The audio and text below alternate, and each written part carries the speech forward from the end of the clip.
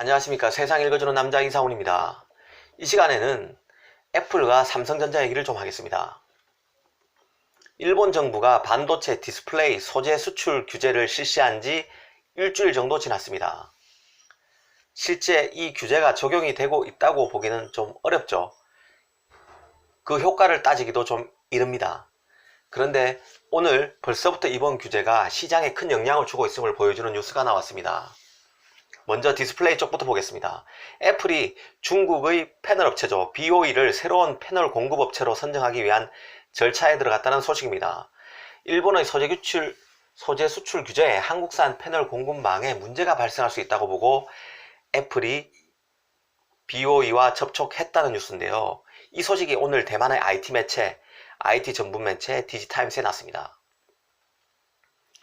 애플이 일본의 소재 수출 규제로 삼성 디스플레이, 스마트폰 유기 발광 다이오드, OLED 패널 생산이 차질을 빚을 가능성을 우려했다는 얘기입니다. BOE 등의 패널 공급을 문의했다는 건데요. 현재 아이폰에 들어가는 OLED 패널은 삼성 디스플레이가 사실상 독점 공급하고 있습니다. 만약 애플이 BOE를 새로운 공급망으로 선정한다면 아이폰에 OLED 패널 공급을 추진하고 있는 LG 디스플레이도 영향권에 들 수밖에 없습니다. 새로운 패널 공급업체로 BOE가 추가될 경우에 신규로 선정된 LG 디스플레이 공급 양도 줄어들 가능성이 크다고 밖에 볼 수 없습니다. 물론 전문가들은 BOE 패널이 애플의 까다로운 품질 테스트를 통과할 수 있을지는 미지수라고 말하고 있습니다. 어찌됐든 애플이 아이폰용 패널 공급업체를 다변화하기 위해 중국 BOE에 접촉한 것은 일본 규제의 영향이 이미 현실화되고 있다는 뜻입니다. BOE가 공급사로 추가될 경우 아이폰용 유기 발광 다이오드 패널을 독점 공급 중인 삼성 디스플레이도 직격탄을 맞게 될 수밖에 없습니다. 현재 BOE는 이미 하웨이 등 중국 스마트폰 업체들의 중소형 OLED를 공급하고 있습니다. 중국 업체에는 이미 중소형 OLED를 공급하고 있다는 얘기입니다. BOE가요. 하웨이의 메이트 20 프로에 들어간 OLED 패널이 대표적이라고 볼 수 있습니다. 하웨이의 폴더블 폰인 메이트 X의 패널 역시 BOE가 납품 중입니다. 그리고 BOE는 애플의 패널을 공급한 경험도 있습니다. BOE는 현재 아이패드와 맥북에 들어가는 액정 표시 장치, 그러니까 LCD 패널을 공급 중에 있습니다. OLED가 아니라 LCD 패널을 공급하고 있다는 얘기입니다. 특히 BOE는 애플 공급을 염두에 두고 준비 작업을 해왔었는데요. 플렉시블 OLED 생산 라인 가동도 준비 중에 있습니다. BOE 측은 올해 말에 연말에 가동하는 B11과 내년 가동하는 B12는 모두 애플을 위한 생산 라인이라고 일찌감치 밝힌 상태입니다. 특히 지난해부터 본격 가동한 중소형 OLED 생산 라인의 수율 역시 크게 개선됐다는 입장인데요. 물론 이 말을 곧이곧대로 믿기는 어렵습니다. 하웨이에 납품한 OLED 패널에 녹색 테두리 결함이 발생하기도 했었기 때문인데요. 이것만 봐도 지금 BOE 패널의 품질은 국내 제품에 비해서 크게 떨어진다는 지적이 객관적일 것 같습니다. 아무튼 BOE가 우여곡절 끝에 아이폰 패널 공급 업체로 최종 선정되게 되면 삼성 디스플레이는 직접적인 타격을 받을 수밖에 없습니다. 아이폰용 OLED 패널을 독점 공급 중인 삼성 디스플레이로서는 이미 애플 전용 생산 라인의 낮은 가동률 때문에 어려움을 겪고 있는 상황입니다.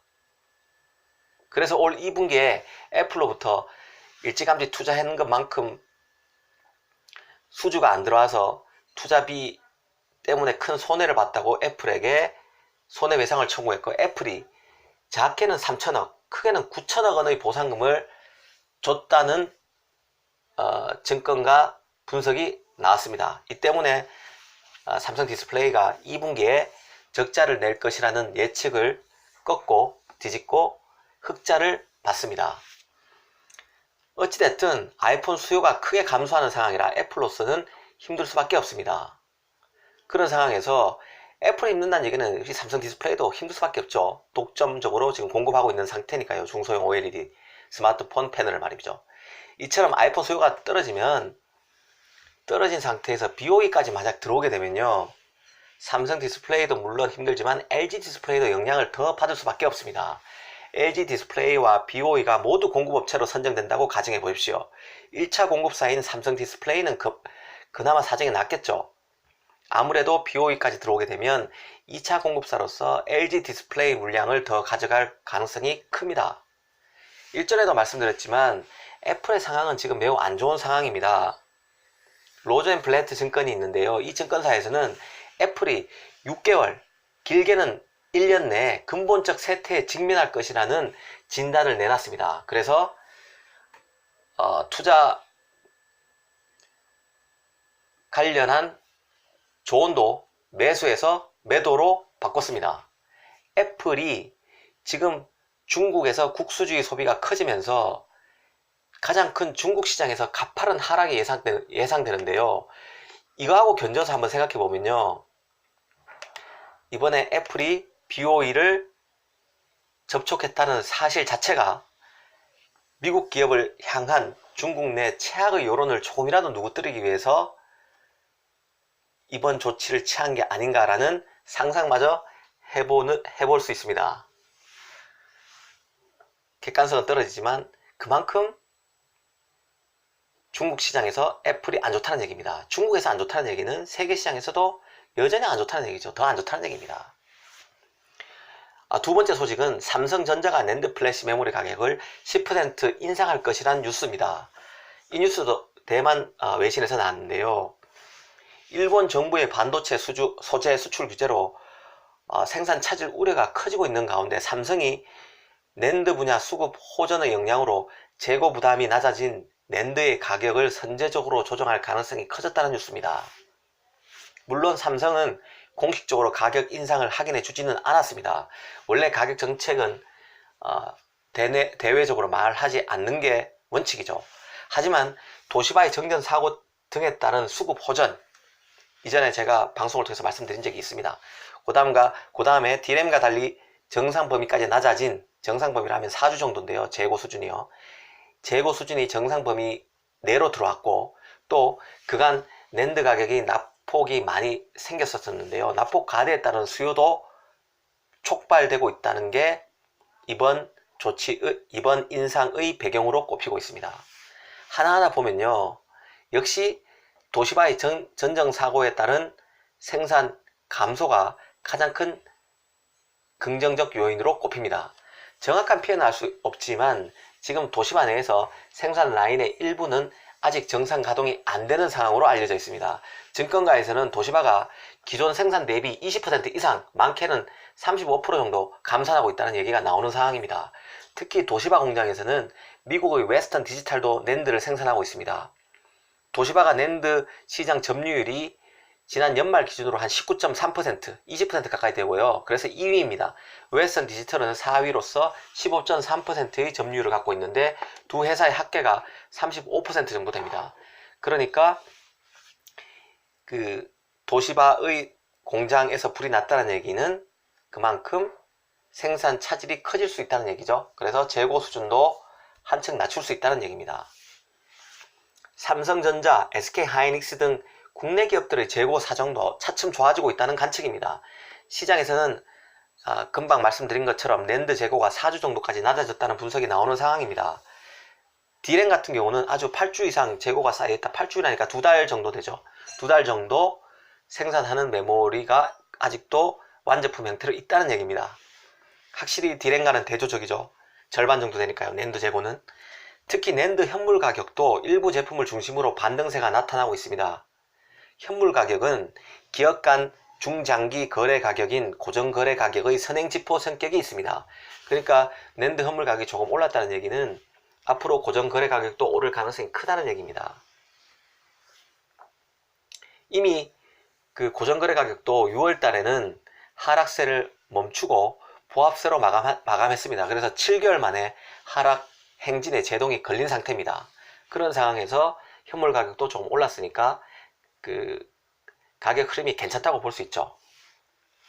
물론 미중 무역 분쟁 장기화에 따른 전반적인 글로벌 경기 침체, 그 다음에 일본의 반도체 소재 수출 규제라는 돌발 악재 등으로 중장기 전망은 여전히 시계제로입니다. 그래서 이번 낸드 가격 상승도 신중론을 뒤엎을 정도로 큰 호재라고 보기는 어렵습니다. 하지만 현재 상황만 놓고 보면 낸드가 최악의 시장 상황을 지나서 점점 좋아지고 있는 것만은 틀림없는 것 같습니다. 더구나 지금 미국 정부의 하웨이 제재도 G20 회의 이후로 좀 약해지고 있죠. 이완되고 있습니다. 통신 장비 쪽에는 확실히 때려잡고 있지만 메모리 가격이나 메모리나 아니면 기타 그 구글이나 퀄컴 등의 칩 같은 경우, 그 다음에 OS 체제 시스템 같은 경우는 다시 하웨이로 수출이 될 가능성이 커지고 있죠. 이 말은 무슨 얘기인가 하면 정보기술 IT 수요가 이전보다는 조금 더 살아날 수 있다는 뜻입니다. 삼성의 두 자릿수에 달하는 10%니까 두 자릿수죠. 두 자릿수에 달하는 낸드 가격 인상 소식은 이런 배경에서 나왔다고 보는 게 맞을 것 같습니다.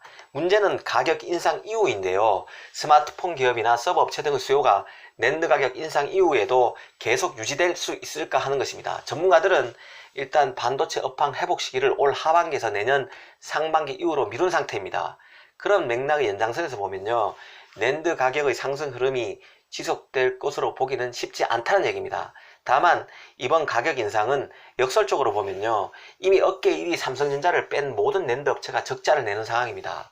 이런 판에 더 이상의 낸드 가격 하락은 방치하지 않겠다는 메모리 업계, 낸드 업계의 절박감이 담겨져 있기도 합니다. 특히 만에 하나 일본의 소재 수출 규제가 장기화돼서 낸드 생산에 차질이 빚어진다고 가정하면 기업들의 입도 선매 수요가 추가로 발생할 여지도 있습니다. 그러니까 가격이 완만하게라도 오를 가능성이 크다는 얘기입니다. 하지만 이런 낸드 시장 전망과 달리 D램 시장에 대해서는 여전히 부정적 톤이 강합니다. 고정거래 가격은 물론 현물 가격도 하락세가 지속되고 있는 상황이고 재고 소진도 버겁기 때문입니다. 일각에서는 D램에서 가격 결정권을 갖고 있는 삼성전자가 나서서 일본의 소재 수출 규제 등을 이유로, 그것을 명분으로 낸드처럼 D램에 대해서도 가격 상승 조정을 저울질하지 않겠느냐는 관측이 나오기도 합니다. 하지만 D램 재고가 2달 이상 있는 상황에서 경기까지 고려하면 그 가능성은 낮다고 보는 게 합리적일 것 같습니다. 적어도 단기에 D램 가격을 조정하는 일은 벌어지지 않을 것이란 얘기입니다. 감사합니다.